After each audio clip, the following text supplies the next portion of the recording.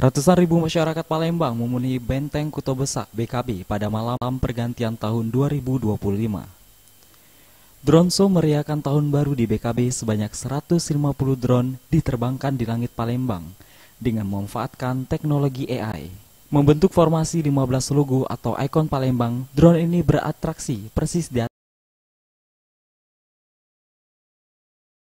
23:45 waktu Indonesia bagian Barat. Perayaan Tahun Baru 2025 di Palembang berlangsung meriah dan berkesan. Harapan aku di tahun 2025 ini semoga kedepannya lebih baik. Terus yang kedua semoga rezekinya lancar terus sama aku bisa dapet jodoh. Tadi sempat lihat atraksi drone, komentarnya seperti apa? Ini drone tadi kan baru tahun ini Kak, jadi atraksinya sangat memeriahkan kota Palembang.